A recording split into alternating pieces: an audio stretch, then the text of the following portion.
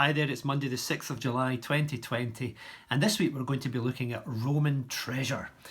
Now, I don't know if you've ever found any treasure, but the nearest I ever got, I think, was diving off of the island of Crete, where I found some Minoan pottery right down in the bottom in the depths, which was fantastic. But we're not actually talking about real physical treasure, but we were talking about the treasure that lies in the Word of God, in the Bible, in the book of Romans. And so we're going to look at Romans chapter 8, and we're going to look at verse 18 through to the end of the chapter this week. So if you get time, listen to it on your YouTube or YouVersion of the Bible, or read it in the Bible. Romans 8 verses 18 through to the end of the chapter. It starts off like this. It's Paul that's writing, and he says, "I consider that our present sufferings are not worth comparing with the glory that will be revealed in us." Now, Paul knew about sufferings. He faced many sufferings. In fact, in 2 Corinthians, he tells us what he faced. He says that he has been flogged more severely, been exposed to death again and again. 5 times I received from the Jews the 40 lashes minus 1. 3 times I was beaten with rods. Once I was stoned. I was shipwrecked 3 times. I spent a day and night in the open sea. I have been constantly on the move. I've been in danger from rivers, in danger from bandits, in danger from my own countrymen, in danger from Gentiles, in danger in the city, in danger in the country, in danger at sea, and in danger from false brothers. Paul faced some many different troubles and sufferings within his life, and yet he says, "I consider that my present sufferings are not worth comparing with the glory that is going to be revealed in me."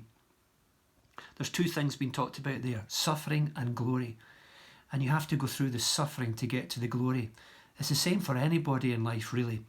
If you want to get the gain, then you have to go through the pain.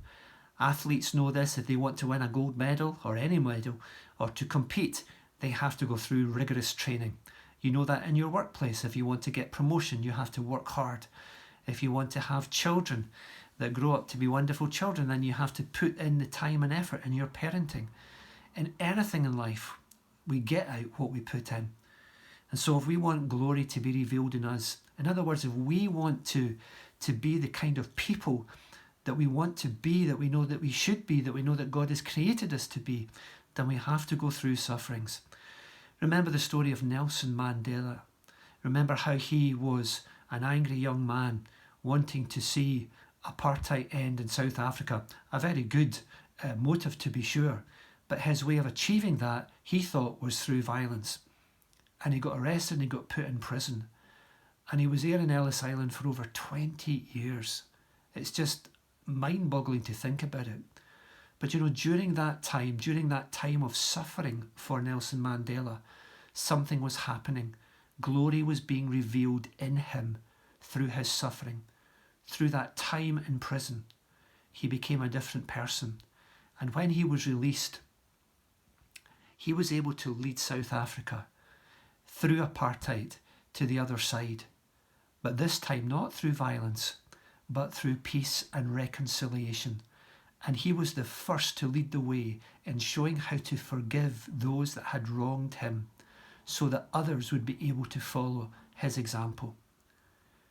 He definitely had glory in his heart, the glory of a reconciled heart, the glory of a man who was able to forgive in the face of terrible suffering and terrible persecution. And you know, God can do that in our heart as well, if we will allow him to take us through the pain and the suffering that we have to go through. He will bring us through to the other side. Though we walk through the valley of the shadow of death, we will fear no evil, for God is with us. And he will bring us through to that glorious place where our heart is at peace and at rest, where we can forgive those who have wronged us, where we can follow God and not want our own way, where we can be humble and contrite, where we can show those fruit of the Spirit, love and joy and peace, patience, kindness, goodness, faithfulness, gentleness, and self-control. And where we can truly say, like Paul, "I consider that my present sufferings and those sufferings that I have been through They're not worth comparing with the glory that has been revealed in me. And then one day we will see God in all his glory, and we will go to be with him, and we will experience true glory.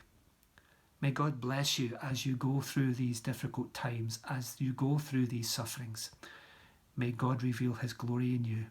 Speak to you again tomorrow. Romans chapter 8, reading from verse 19.